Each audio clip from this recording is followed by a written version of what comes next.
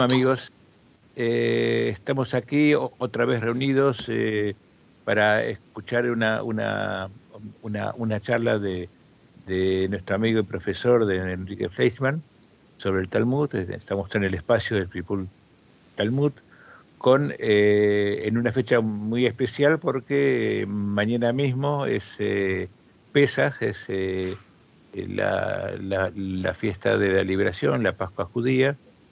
Pero aquí nos vamos a referir no al pesaje en general, sino Enrique nos va a hablar sobre un debate que se suscita en la época ya talmúdica acerca de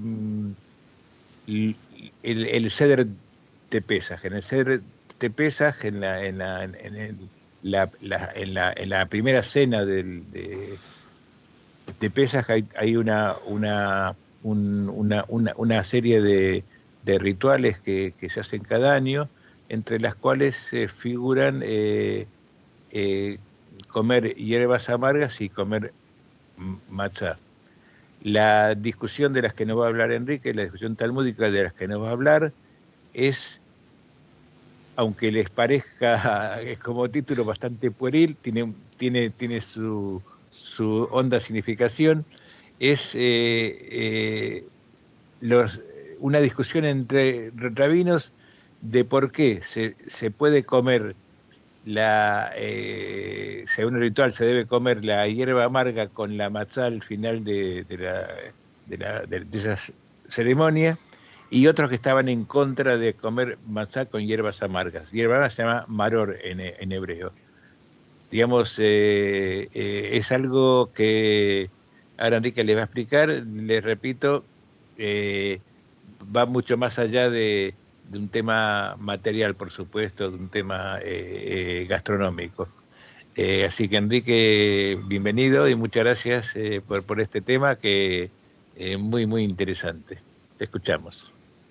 Hola Raúl, hola a todos. Primero aprovecho esta oportunidad para desearles a todos los oyentes y a todo el pueblo de Israel Chag Sameach, feliz Pesaj, y que sigamos disfrutando de las libertades que tenemos. Este espacio de estudio de alguna forma es un reflejo de lo que significa Pesaj. Pesaj es la fiesta de las preguntas por excelencia, el centro de la ceremonia son las preguntas, y yo creo que no es casual que las preguntas siempre están vinculadas al estudio, porque la pregunta significa que la persona que hace la pregunta cuestiona, está implicada. O sea, el que no pregunta, el que es un oyente pasivo, es aquel que no se implica.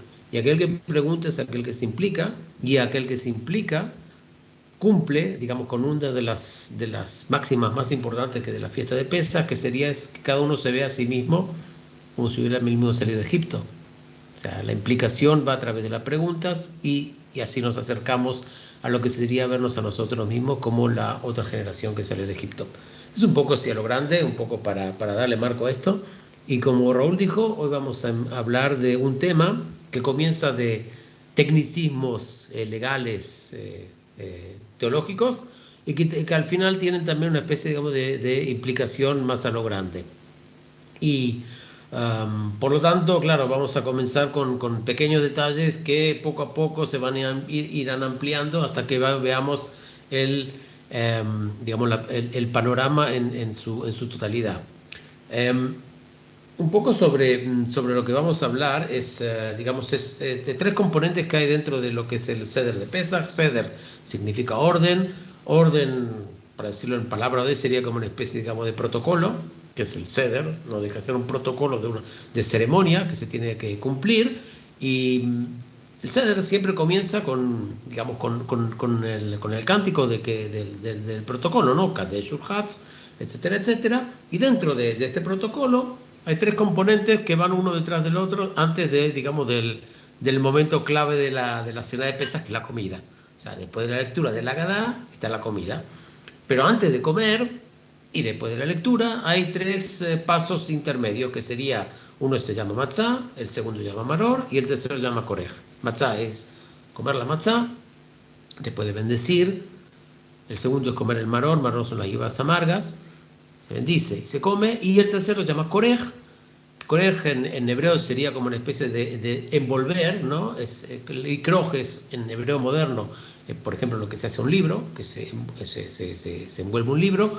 Hoy en día la palabra que se utiliza para bocadillo, sándwich en hebreo es karij, que viene de la misma raíz, y se hace una especie de bocadillo en el cual se combina la hierba amarga y la matzá y se come pero sin bendición. Claro, entonces, quien observa los detalles, y ahí entramos, ahora vamos a entrar un poquito más adentro, después de las grandes palabras, entonces uno se puede llegar a preguntar, un segundito, pero acabamos de comer matzá, acabamos de comer hierbas amargas, hemos hecho la bendición de cada una, ¿qué sentido tiene comer la combinación de los dos? Y además, todavía mencionar que estamos hablando de un tema que está relacionado con el templo.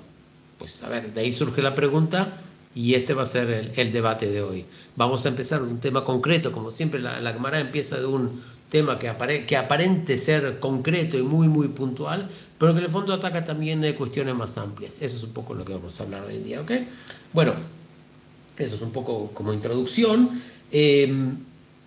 Yo lo que propongo es comenzar un poco con el texto de la Gemara, y según vamos avanzando con el texto de la Gemara, intentaremos ir explicando de dónde va el debate, cuáles son las preguntas más importantes que surgen en este debate, y luego un poco de una interpretación quizás algo más amplia de la solución que al final se dio a este debate. Pues lo dijimos al texto, no es muy largo, es uno de los debates cortitos que vamos a tratar en estas sesiones, y se trata de un debate que figura en el Tratado de Pesajim. Es un tratado que debate justamente todas las normas relacionadas con la fiesta de Pesaj, y estamos hablando de la página 115a. ¿Okay? Entonces empezamos. Este es el texto puro y duro. Rabina dijo, un rabino, ¿ok? Un rabino, hijo de Rab Natán, me dijo que Hillel dijo lo siguiente. Solo un comentario, y voy ampliando un poco para que se entienda. Hillel en este caso no estamos hablando del gran Hillel, de Hillel y Shammai, del primer tema, estamos hablando de un sabio de la época del Talmud. ¿Okay? Y lo digo a propósito porque aquí ya verán cómo esto puede llegar a causar un poco de confusión. Hillel dijo lo siguiente citando la tradición. Una persona no debe volver matzá y hierbas amargas y comerlas. Él dictaminó de esta manera porque sostiene que hoy, después de la destrucción del templo, la obligación de comer matzá se aplica por la ley de la Torá, y la obligación de comer hierbas amargas sin el sacrificio de Pesaj se aplica por la ley rabínica. Ya dentro de poco explicaremos qué es lo que está hablando, ¿ok? Ahora, dice Hillel, si uno las envuelve juntos, el famoso bocadillo, ¿no? Las hierbas amargas y la matzá, vendrían y anularían la matzá, cuya obligación se aplica según la ley de la Torá. Voy a parar aquí, porque aquí estamos hablando de varios temas que a muchos de nosotros son bastante novedosos y por lo tanto justifican una explicación. Lo que está diciendo el sabio Hillel es lo siguiente. Primero, lo que está diciendo es que la tradición que hoy en día mantenemos de mezclar en la tercera fase la matzá con las hierbas amargas no es correcta. La justificación que él da es la siguiente. Él dice, al mezclar el consumo de matzá y el consumo de hierbas amargas, estamos en realidad haciendo dos mitzvot juntas, dos preceptos juntos, ¿no? Entonces lo que él dice, que en este caso, cuando estamos haciendo o cumpliendo dos preceptos, uno se anula al otro. Al anularse uno al otro, y ahora vamos a explicar qué significa anularse uno al otro, prácticamente todo el entramado pierde un sentido. Es como prácticamente como dos polos que se unen. Matemáticas es negativo y negativo es positivo. O sea, la unión de los negativos al final da un resultado, la unión de dos polos opuestos al final da un resultado cero. Y esa es la posición de este rabino. Vamos a explicar dentro de poco, vamos a entender el por qué él considera que, a pesar de que nosotros venimos con las mejores intenciones del mundo de combinar dos mitzvot, al final salimos, sin haber cumplido ninguna de las mitzvot, ni la obligación de comer la matzá, ni la obligación de comer las hierbas amargas. ¿Ok? Entonces, yo voy a seguir un poco leyendo para que entiendan un poco de dónde viene esta justificación. Ok, entonces dice lo siguiente. Según el que dice que los preceptos no se anulan entre sí, este principio, el principio que las mitzvot, que los preceptos se anulan uno al otro, solo una mezcla de alimentos cuya obligación se aplica según la ley de la Torá con otro alimento. ¿Ok? O una mezcla de un alimento cuya obligación se aplica según la ley de los rabinos. Y otra obligación que se aplica por la ley rabínica y con otros alimentos, cuya obligación se aplica por la ley de la Torá. El texto es un poco confuso y por eso lo voy a hacer simple. Lo que dice el rabino lee lo siguiente. Estamos hablando de, en realidad, nuestro problema no es con dos preceptos cualquiera, no dos obligaciones cualquiera que tenemos que cumplir. Estamos hablando de dos obligaciones que tienen dos fuentes distintas y por lo tanto no pueden juntarse. Tengo que explicar por qué estamos hablando de dos obligaciones que tienen fuentes distintas. Y para eso tenemos un poco que dirigirnos a la Torá. Y hablo un paréntesis para volver a este tema luego. No me pierdan. Empecemos por la obligación de comer la matzá. La obligación de comer la matzá es una obligación que existe en varios sitios en la Torá. O sea, no hay duda de que la obligación de comer matzá en la época de Pesaj es obligatoria. Eso no hay duda y no hay pregunta. En cambio, la obligación de comer hierbas amargas es una obligación que figura solamente en dos sitios, pero lo especial de esta obligación es que está directamente vinculada al sacrificio del Pesaj.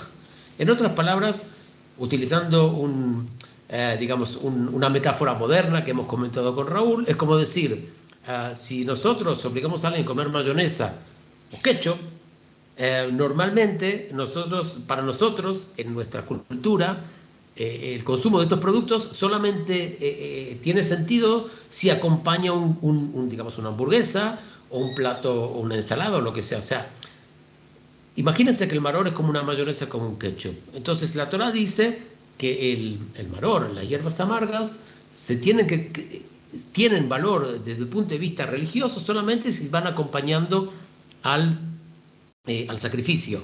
Claro, entonces durante la época del templo no tiene que haber ningún tipo de inconveniente. ¿Por qué no tiene que haber ningún tipo de inconveniente?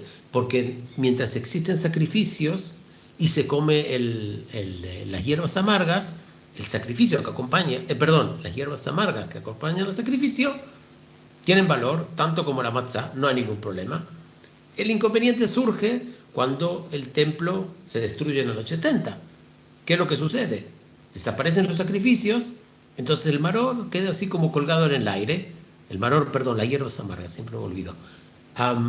¿Qué significa eso? Que la matzá, como es una obligación, que es independiente y que sigue corriendo, no hay ningún problema, se tiene que seguir consumiendo, pero las hierbas amargas, como no tienen la hamburguesa, para decirlo de una forma, no tienen el sostén que tenían antes, prácticamente no tienen justificación. A pesar de eso, los rabinos deciden mantener la obligación de comer las hierbas amargas. ¿Por qué lo hacen?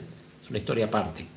Pero, entonces, en definitiva lo que sucede es que la matzá pasa a ser una obligación que tiene una fuente jurídica o religiosa de la Torá, que es la máxima que hay, o de la Torá escrita, mejor dicho, y las hierbas amargas pasan a ser de categoría, digamos, la categoría de las leyes importantes, pasa a ser de la categoría de las leyes rabínicas. Entonces, lo que dice el rabino Hillel dice lo siguiente: nosotros no podemos degradar el consumo de la matzá juntándolo con un precepto del consumo de las hierbas amargas que es de una categoría menor. Y por lo tanto, él no acepta esta mezcla. Espero que ahora hemos sido claros a la hora de entender el por qué estamos hablando de una mezcla que no es aceptada. En otras palabras, si estaríamos hablando de dos mitzvot, dos preceptos que vienen de la misma fuente, que las dos vienen, por ejemplo, de la Torá, eso no hay ningún problema, todos aceptan que está bien. Si son dos preceptos que vienen del mundo rabínico, también se acepta, pero lo que molesta es la mezcla entre los dos niveles. Eso, digamos, es el trasfondo del argumento de Hillel, ¿ok? Y a partir de ese momento, el debate que surge es por qué en su momento, antes de la destrucción del templo, habían distintas opiniones sobre cómo comer esta combinación.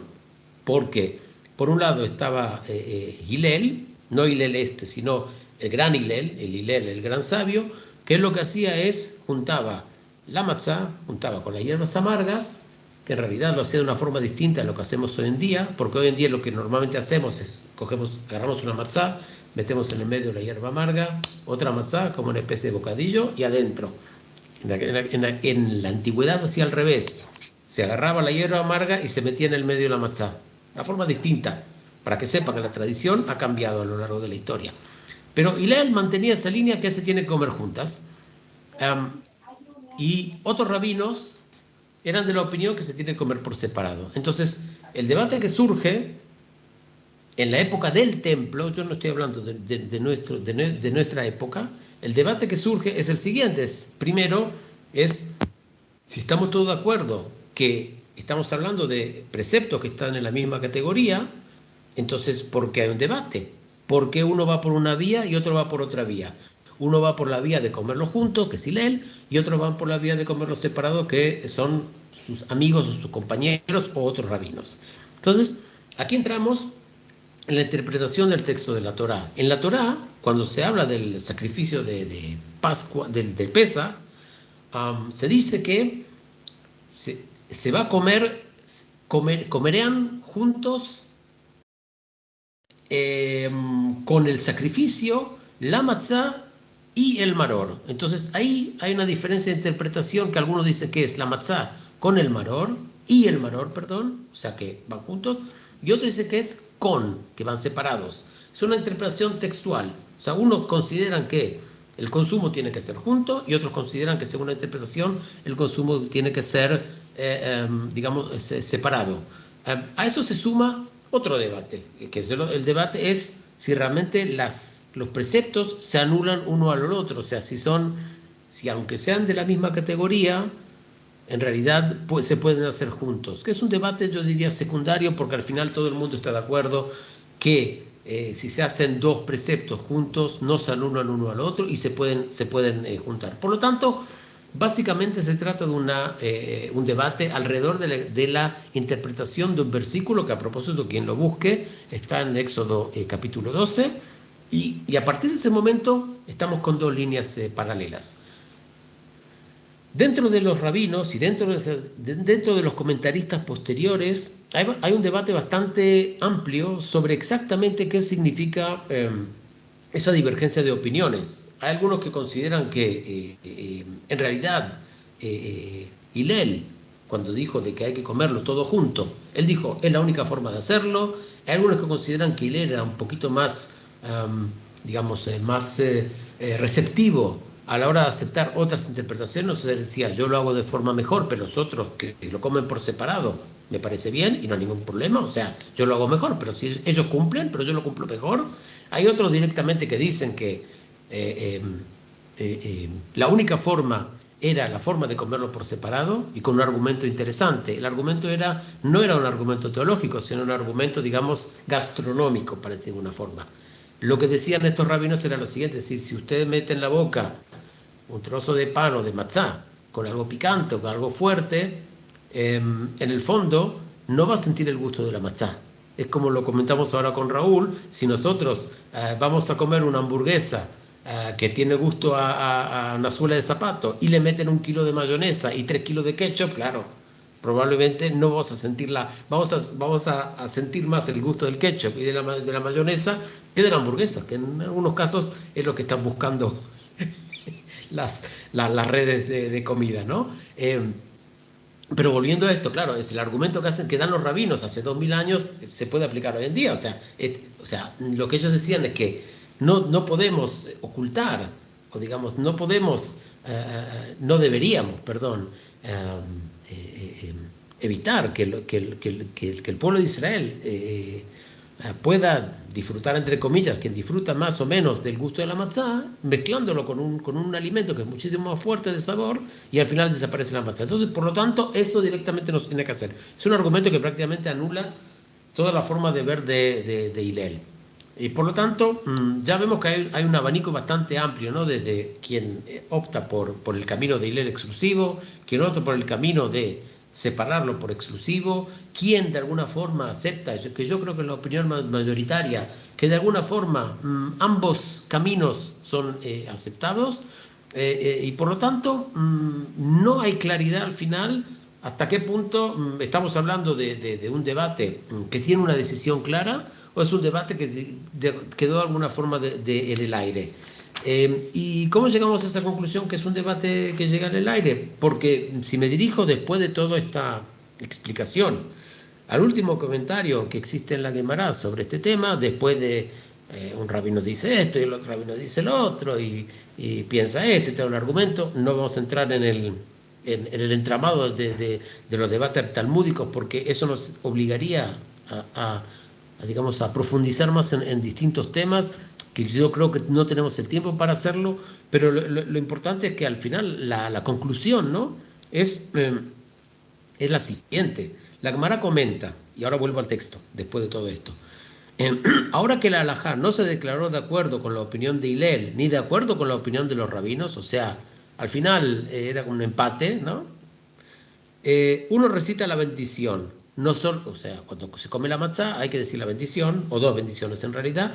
Nos ordenó comer matzá y come matzá para cumplir con su obligación. Esa es la obligación de la matzá, como bien hemos dicho, se mantiene la obligación de la Torá y estamos bien. ¿Ok? Y luego recita la bendición.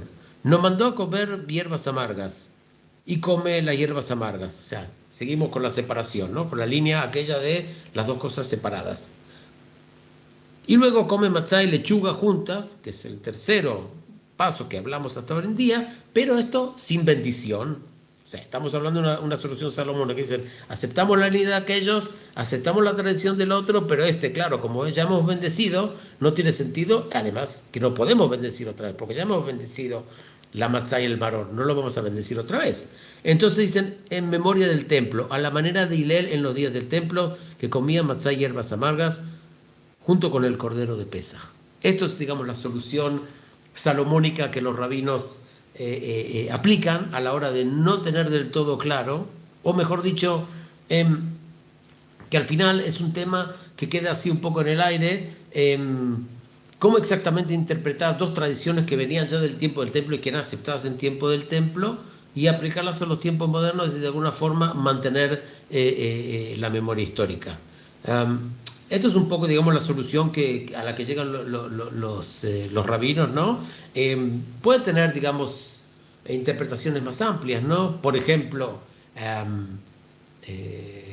que en realidad lo que buscaba Hillel a la hora de mezclar en días del templo la matzá con las hierbas amargas es considerar que la liberación del pueblo de Israel no se puede explicar solamente a través de cada uno de los componentes, sino la única forma de entenderlos es a través de unirlos, a través de unir la liberación que está a través de la matzá, que es el momento que salimos de Egipto, y el maror, las hierbas amargas, que representan la esclavitud. O sea, es una visión un poco, yo diría, en términos filosóficos modernos, hasta donde yo llego con mis conocimientos muy pobres en filosofía moderna, sería, digamos, una visión dialéctica, ¿no? Es decir, que no existen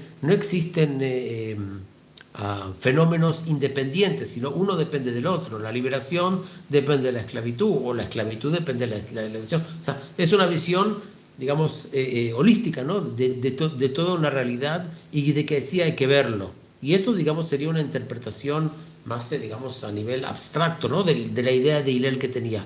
Y, por supuesto, quien iba por la línea de comer por separado las hierbas amargas y comer por separado la matzá, tenía una visión que, bueno, que uno era un momento histórico en la historia del pueblo de Israel, en la historia de la humanidad en realidad, porque la Torá se da al pueblo de Israel, pero en realidad la idea es que después se amplía en la humanidad, ¿no? Y hay un después. Entonces estamos hablando de un corte, y por lo tanto ese corte sería, digamos, el momento de la salida de Egipto, en la cual tenemos que distinguir entre los dos. Es un debate filosófico, teológico más amplio y quizás algo más interesante, pero que al final llegamos a este debate a través de, digamos, de este tema tan técnico, ¿no? de legislativo, ¿no? De categoría de leyes, y si se tiene que cumplir o no se tiene que cumplir.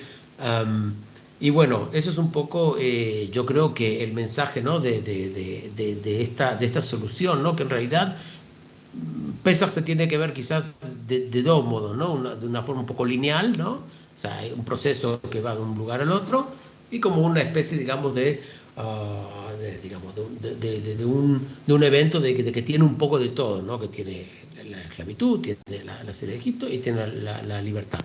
Eh, Eso es todo. Podemos entrar en más debates, ¿no? Sobre las cuestiones de si las mitzvot se anulan una a la otra, pero yo creo que, en el fondo, yo creo que la gran mayoría de los comentaristas están de acuerdo que las mitzvot, los preceptos, a propósito también con los pecados, no se anulan uno al otro.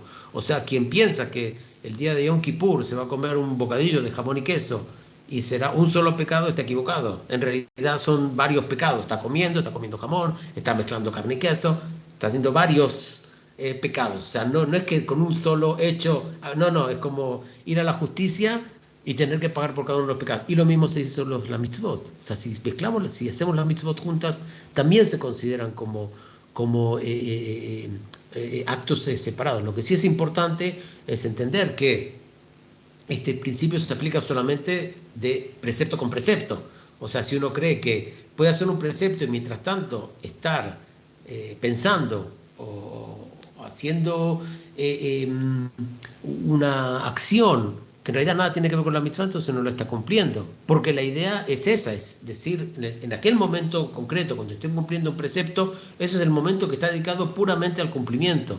Y por lo tanto la importancia es esa, de que la única forma de mantener, digamos, la intención y la acción es a través de, digamos, una dedicación del 100%. Y de ahí viene el principio tan importante de lo que sería de la anulación de los preceptos. No es porque un precepto lucha contra el otro, sino que el precepto lucha contra lo que hay alrededor.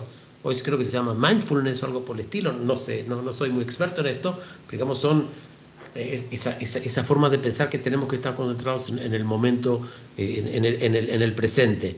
Y bueno, eso es un poco, creo, el mensaje, digamos, que hay también por detrás de este debate, que es mucho más amplio, sobre la anulación y el cumplimiento de mitzvot en paralelo. Pero eso lo dejamos para otra vez, y mañana vamos a celebrar Pesaj, vamos a levantar 4 copas y vamos a estar contentos, y nos vamos a ver dentro de una semana con más Talmud y con más estudio. Muchas gracias. Muchas gracias, Enrique. Y bueno, después de todas estas explicaciones, por supuesto que has abierto muchas puntas que son debatibles, como decías, que estaríamos mucho tiempo con eso, incluso temas no religiosos, temas antropológicos, temas de estudios arqueológicos, registros históricos, eh, pero no es el momento para hacerlo En justamente media hora lo ahora. quieres hacer. No, no, No no, no, no, no, no, nos no, no. quedamos acá enchufados hasta la No, eternidad. no, no, no, no, no, no. Sería, no, aparte no correspondería, no correspondería en estos momentos tampoco. Así que, como dijiste antes, Hag Pesach Sameach, feliz fiesta de Pesach pa- eh, para todos, y Así es. que sí, como decías, esa es lo que se recita en la Gada, ¿no? De que en cada generación es como si hubiéramos salido nosotros mismos de Egipto. Así es. Que no se pierda esa memoria. Ujú. Así que felicidades a todos, Mazel Tov por esta celebración, y bueno, nos vemos la semana que viene. Ya. Ok, Hag vale, Sameach. Chao, chao.